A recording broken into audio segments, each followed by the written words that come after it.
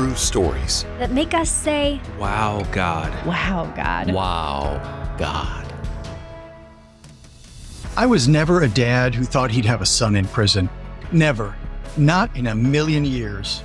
Dad, look, I just want you to know that I'm okay. Okay? I promise you I'm okay. God, he truly does work for the good of those who love him and are called according to his purposes. And that's a promise in Romans. And I just, looking back, I marvel more and more about that. And his voice was different. He said, go to hell. I felt uneasy. Hi, I'm Rob Vischer. I have 3 daughters, and each of them have their own personality and Spotify playlists to listen to in our minivan or on our kitchen speaker. My 2-year-old loves all things K-pop Demon Hunters and Benson Boone. My oldest daughter loves everything from Matt Carney and Drew Holcomb to motivational songs like Panic at the Disco's High Hopes and Katy Perry's Roar. But my middle daughter is sometimes harder to read. She doesn't like to perform in front of people very much, so it makes it harder to see what she really likes. But one song she asked for over and over was Daughter by Ben Rector. I'm gonna play you some of Ben Rector's song now about how being a girl dad changed his life. I got a daughter now, the most perfect tiny human. Unfortunately, for whatever reason, some dads miss out on having close relationships with their daughters, and it hurts the daughter immensely. In our first story, Haylee felt that pain.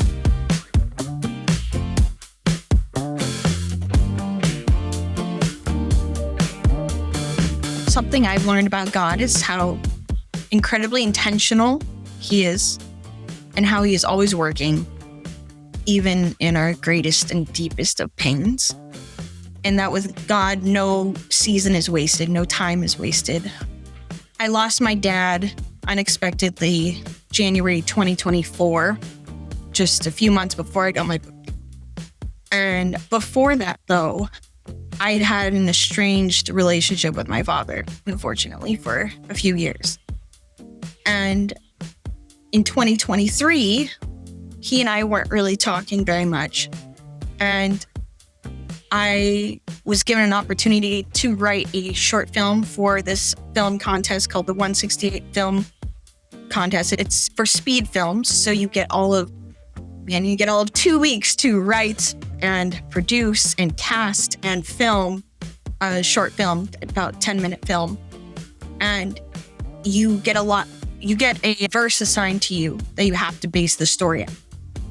And we had, in 2023, we decided to, me and my best friend, Cece Wesky, who's an amazing filmmaker, we decided to enter this film contest. We'd entered it years and years before, but we came in second place, and we were just both searching for something. We wanted to do something effective for the kingdom of God, utilizing our talents. And the verse that we were assigned was Ecclesiastes 3:4. There's a time to weep and a time to laugh, a time to mourn and a time to dance. And we actually came up with a beautiful pro-life film that wasn't preaching to anybody, but just trying to plant seeds and to get people, we just wanted to be a conversation starter. It wasn't overtly Christian. We don't even mention God in it, but thematically it was faith-based. And we were very proud of it.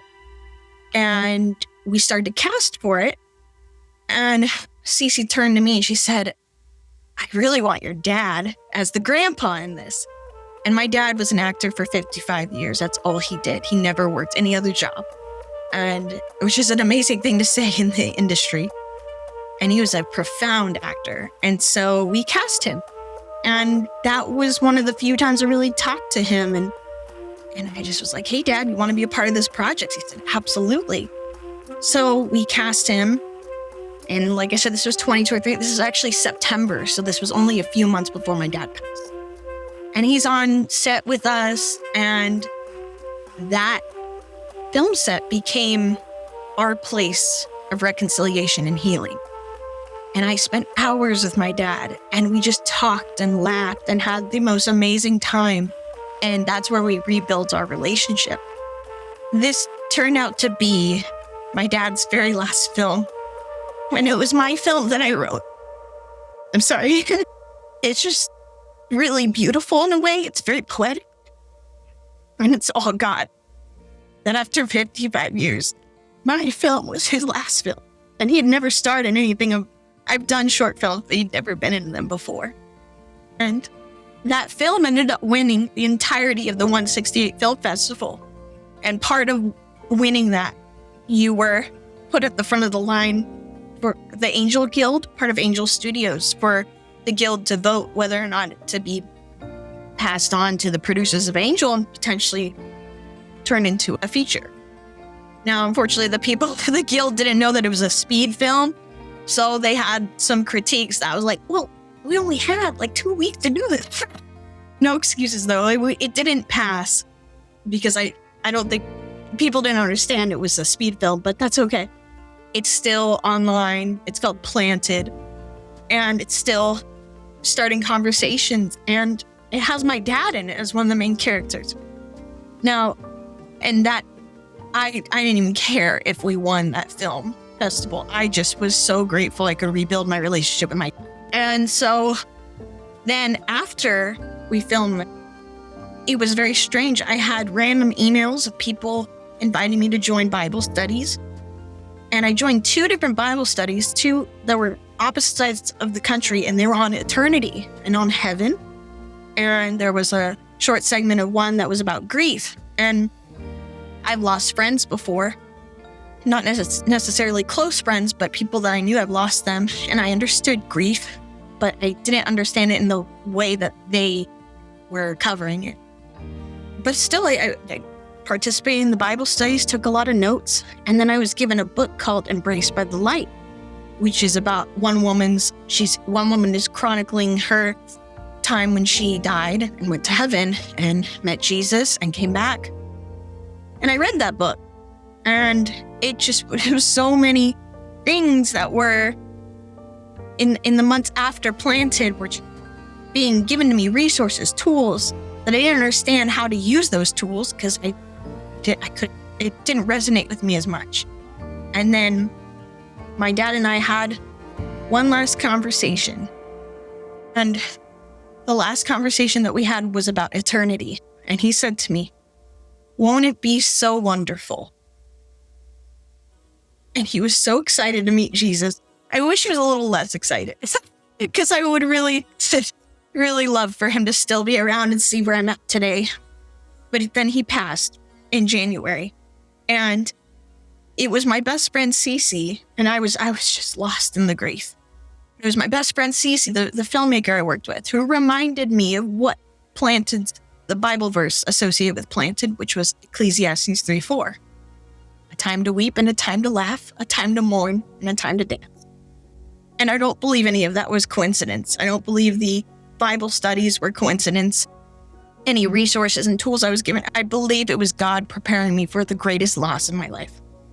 And I am so grateful because it was only a few months before he passed that we were able to reconcile. And for the Lord to give me that time and space, it just showed me how the intentionality of how God, he truly does work for the good of those who love him and are called according to his purposes.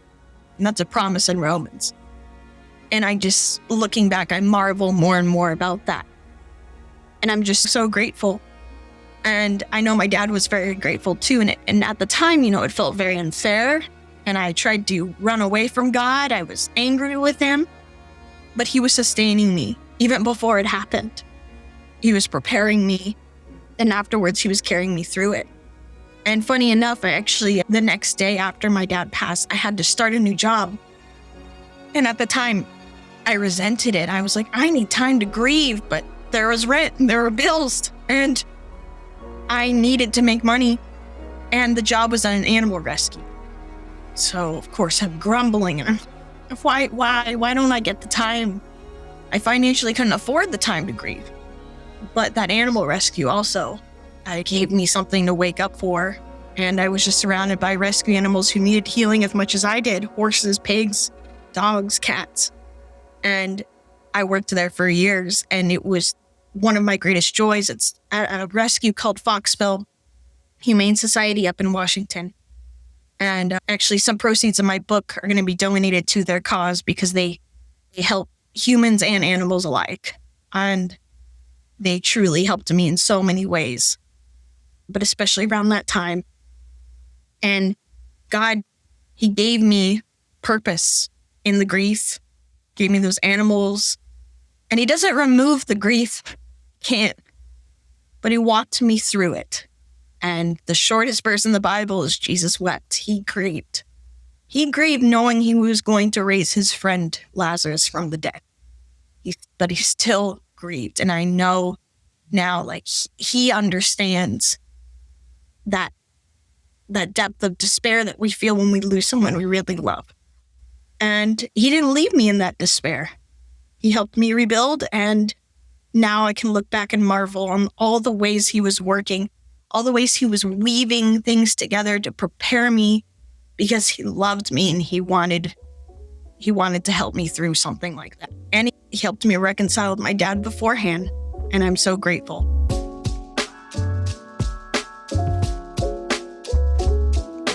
Haylee had felt estranged from her dad until they worked on a short film together. In our next story, Frank steps into the role of father for kids even when it gets really scary.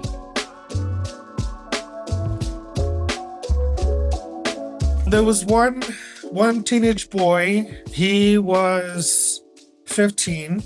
Saturdays was usually like cleanup day, as you know, families typically do, right? Saturdays is for chores and do chores around the house, projects around the house. So this particular Saturday, we were, cutting the grass, picking up the weeds, cleaning up the whole 2.5 acres. And this one particular boy, I'm working with all the boys. I'm out, in the beating sun in the summer with the boys, and I didn't see him. And I asked the rest of the boys, which I typically did. I'm like, hey, where's so-and-so? And the boys, they would tell you. They will tell you where they are. So they said, he's lying down. He's sleeping. So I went to his dorm. I went to go wake him up. He was obviously awake, but he obviously did not want to come out of work. And I said, hey, I need you to come. I need you to get out of bed. I need you to come and work with us. It's not fair for the rest of of your peers for you to just be laying here. We had a plan to do some work on the land. So come on. Well, he didn't come. And, a few minutes later, I went back to the dorm. He wasn't there. So I started looking for him. So I found him behind his building, his dorm building. And he was sitting on a curb and he was hunched down. And I said, hey, come and join us, And that's when I felt something. I felt uneasy. So, when you're in those types of situations, especially with teenage boys, you just never know what's going to happen. So I took a few steps back and I still kept talking to him. And I said, hey, please, I need you to come and join the rest of us. We're waiting for you. He didn't look at me. He kept just kind of slouching down. And he said, and his voice was different. He said, go to hell. And that's when I realized why I felt uneasy, And I said, come again. I said, excuse me. And then with that same voice, which was different, and he said, I hope this place burns to the ground, And I mean, literally, I had goosebumps. I was scared. I was genuinely scared. There was another staff member there that I worked alongside with. And I said, and I called him over and I said, hey, I think we have a demonic situation here. Honestly, I think that's the first time I had ever encountered anything like that. And I just told him, hey, let's pray for him, and we prayed out loud for him. We didn't lay hands. We actually stayed away because I thought if this kid attacks us, at least there's a little bit of distance so that we can react, We prayed for him. Well, I don't think he came to join us the rest of the day. I think we just left him alone. But I think the Lord started working in him in that moment, because the following day, we saw a breakthrough in his life, and he was a totally different kid. Just to start off with, he had a minor smile. He woke up in a good mood, and he was willing to talk, and he was willing to listen. That for me was a huge indicator that there was something different. So I think he was dealing with with the demonic, and the Lord, by his grace and mercy, heard our prayers for him, and he started changing. The Lord started changing him, and we started noticing him being interested in listening to the Bible. I definitely share the gospel, but I never want to impose, and I never want to force them to accept the gospel. And it takes them a while. It takes them a while because they have to trust me first. They lost not only did they lose the trust of the one or the two people that were supposed to care for them for all of their lives, but then they lost their voice. So, trauma kids lose their voice, and then they lose trust. So it takes a long time to trust a human being. So I'm supposed to be their caregiver. I'm supposed to be their friend. I'm supposed to be their father figure, authority figure. So once they kind of think and accept and are willing to have, this relationship with this adult, it allows them to start listening. So I felt like, he started listening, so that was a huge wow God moment in that time, because boy, we would always have such a hard time with him. So this particular teenage boy from that moment on was different. And I believe that it was because of that prayer, that very specific prayer in that very specific moment.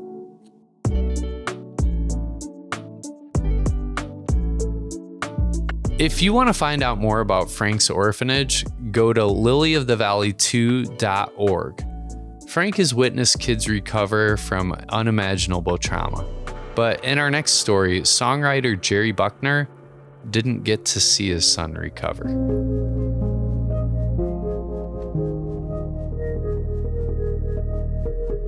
Jason was born in 1976, and he was just a quiet kid, just a great son, great kid. And as he grew up, he was real quiet and was never really chatty a whole lot. And even in the school, the teachers commented how he really didn't talk a lot to other students, but he seemed to be a happy kid, and certainly did at home. And it was a pretty average child, but then we began to realize that he was real intelligent about certain things. And we weren't really sure about that. But as he grew older, he got into skateboarding, he got into his motorcycling and all that. But when he decided he had to go out into the world and get a job, he wasn't good at socializing, with other people. I mean, he had friends, but he was just a quiet guy, but just a beautiful son. And anyway, we had a relationship that grew very deep and just grew and grew all the time. Well, sadly, I got a call one day from him at night. He was downtown Atlanta. We live in Atlanta, the suburbs. And I found out that he was involved in some drugs and so forth, which took me by surprise. I had no idea. And I went down and picked him up. And anyway, everything eventually came out, and he was hooked on heroin. And and he was at the time was doing really well. He was a DJ, he had his own little store selling equipment, and he did shows and so forth. But he told me, I tried this stuff and I'm hooked. Well, that went on and on over the years. He could not ever get off of the drugs as much as he wanted to, but he would get off for a while, and then he would get back on, and he would end up getting in trouble with the law. I mean, not in trouble, just arrested for the drugs. It wasn't recreational. He got grabbed and hooked on them, and eventually he got picked up again by the police, and he ended up in jail for a while, sadly.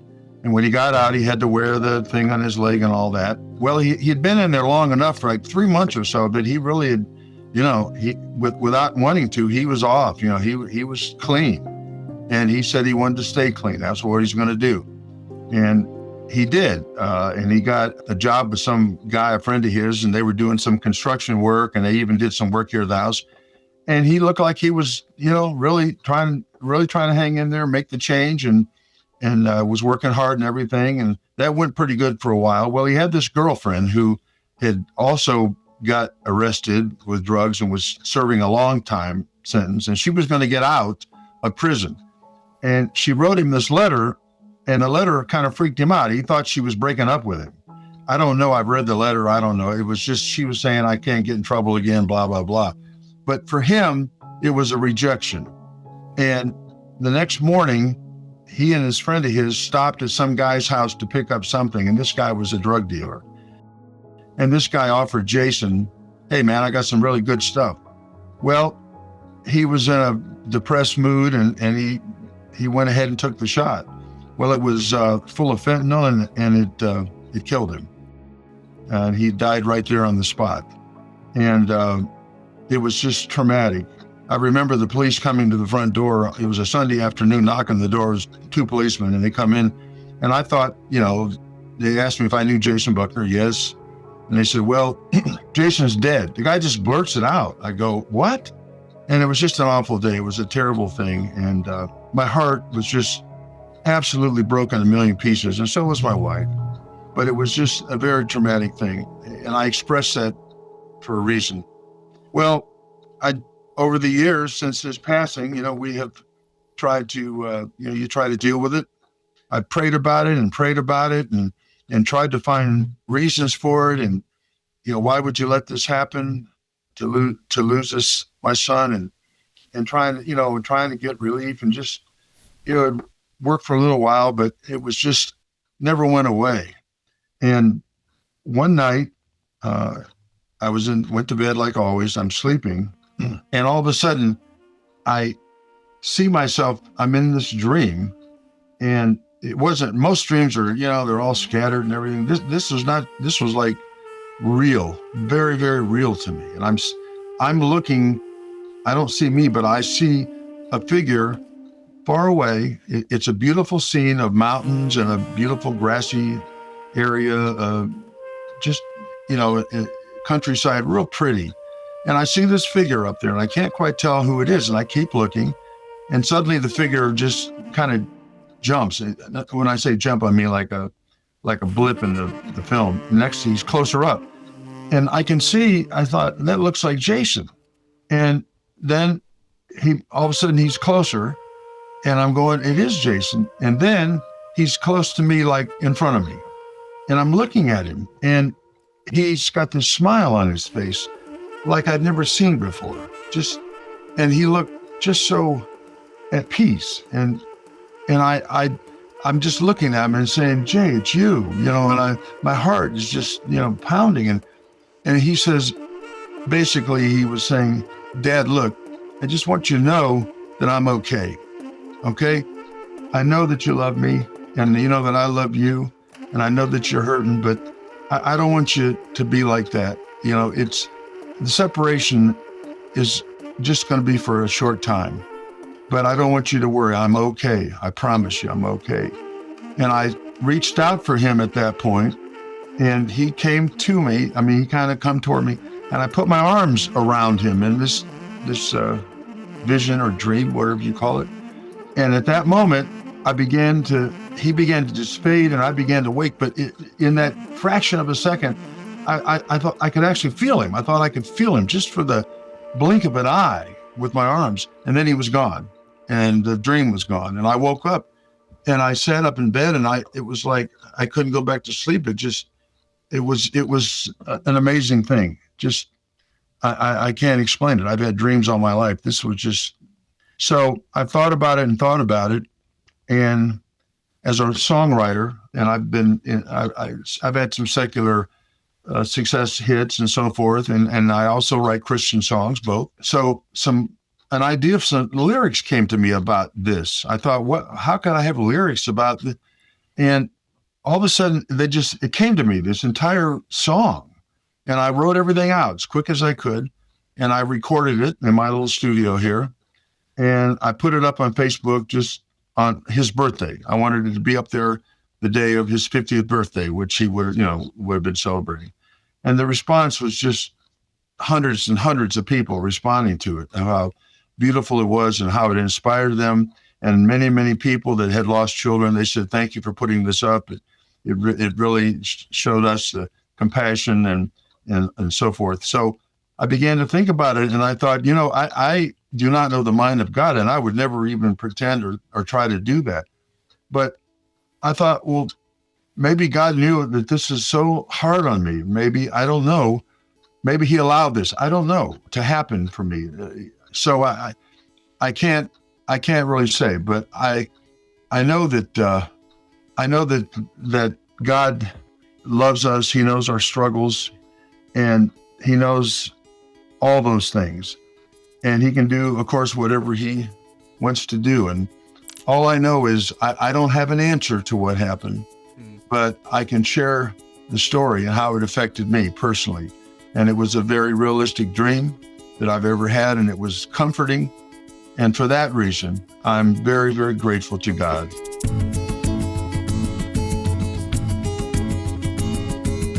Jerry Buckner is best known for his role in Buckner and Garcia. Buckner and Garcia recorded the platinum hit song Pac-Man Fever. Although they had some amazing novelty hits, Jerry's most heartfelt song is The Visit, a song about his son.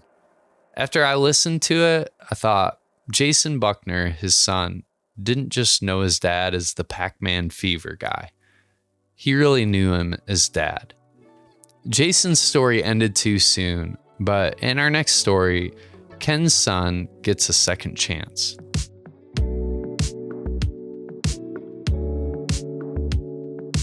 I was never a dad who thought he'd have a son in prison. Never. Not in a million years. We were the family that went to church a couple times a week. I even served as the pastor of that church for 5 of those years. We read the Bible consistently and overall maintained a pretty healthy relationship with our sons. But then we had some challenges. When my oldest son was a sophomore in high school, I knew we had the potential for full-on rebellion. And honestly, I knew how I should handle it. But I was the pastor. We were in a fishbowl. The other parents of teens were watching us. So instead of handling my sons like I knew I should, I gave in to the pressure and drew a hard line. I drew the line and they erased it. And because it was 2 of them, they had power. They had momentum, and I couldn't just squelch it. Well, this led to 10 long years of estrangement. Alcohol led to opioids, which led to heroin. Heroin led to a tragic car accident with 1 man dead and my middle son with a 10-year prison sentence. At first, I was furious with Lucas. Of course I was. He'd done the unthinkable in taking a life. But then he broke. I saw a son I hadn't seen in 10 years. It was at LA County Jail, and we were the only 2 in the visiting room. A very rare occurrence. Each of us was holding phones, talking through half-inch glass, and all of a sudden he broke down into tears, wailing, his shoulders heaving, his face buried in his lap. And I just watched. I knew my 27-year-old son needed to come to terms with the wreckage his life had become. It was a sad moment, to be sure, but also a beautiful one, because this started the recovery of our relationship. I started to write him letters and he wrote me. I really opened up my life to him. I remember the moment I'd written him a letter that was too revealing and too specific. It was, in fact, so specific that the district attorney seized the letter, put it into the evidence box, and was going to use it against him. I was embarrassed and panicky that I had done such a stupid thing. This moment was a Sunday morning, and I had gone to church. Even though it was hard for me to stomach church because of the feelings of defeat that it brought up, there was one place I could go that didn't trigger me.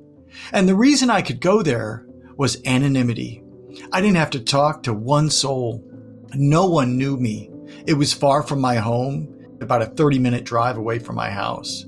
And during the singing, they turned the lights completely off, so no one could see me. They couldn't see me crying. On this particular Sunday, the preacher offered the congregation a chance to pray with someone on the side of the auditorium after his sermon. Normally, I would shy away from something like this, but I felt so desperate that the DA not use my letter against my own son that I walked over to the side during the song, my stomach in knots, my breath sour, my hands clammy, and I asked the guy who I'd never met, Nathaniel, I remember his name, I asked him to pray for me. Pray that my letter will never see the light of the courtroom, I asked him.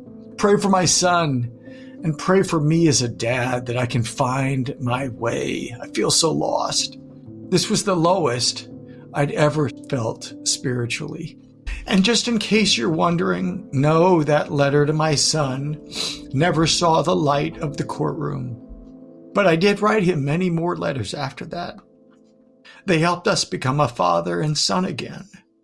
One day, Lucas called me from prison and told me about a guy he'd met in the hallway named Preacher Man.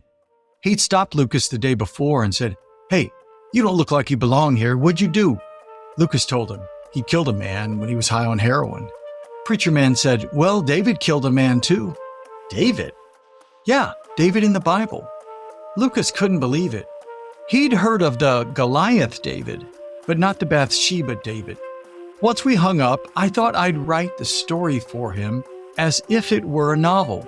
After all, it had all the perfect elements: lust, sex, pregnancy, lying, scheming, betrayal, and murder. But it was more than just salacious. It was true and redemptive and hope-giving to a young man who thought his life was over. And it had the most incredible ending in all of literature. It had David, after all that trouble, responding so elegantly and humbly to Nathan's rebuke. Then he penned the most beautiful poem on brokenness ever written, Psalm 51.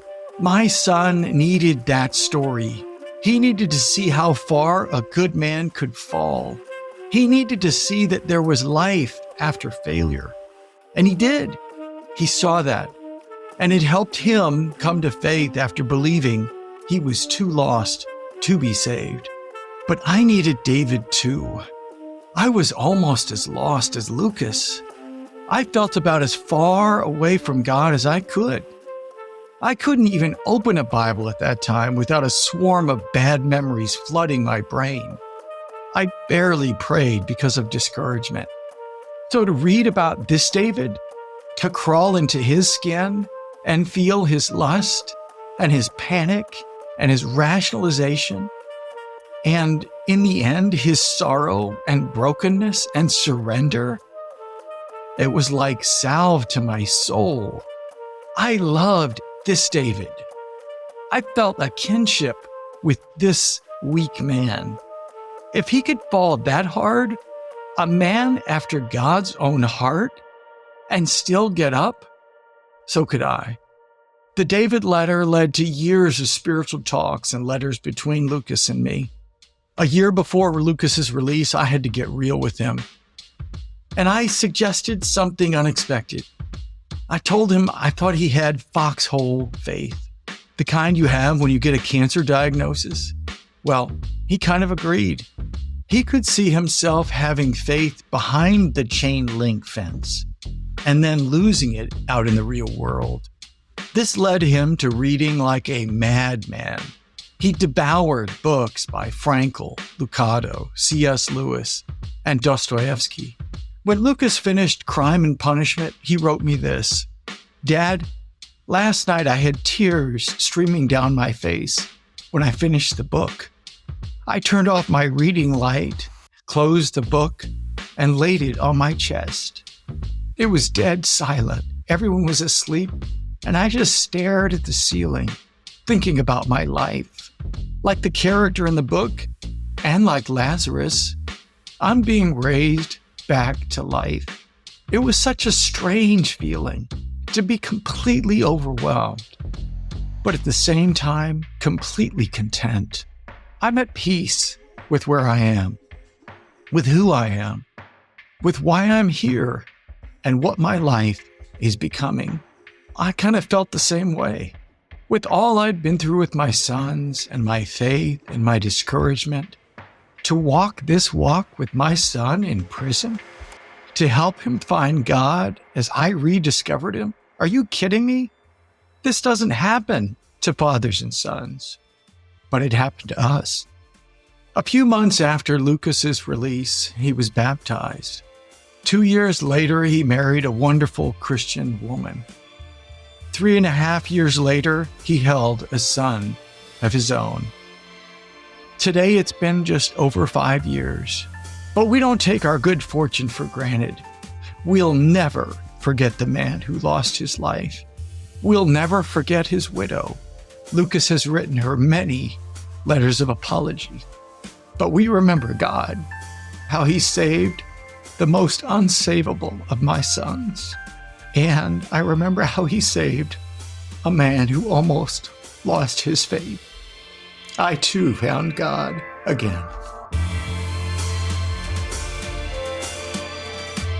To each kid in each of these stories, Dad was important.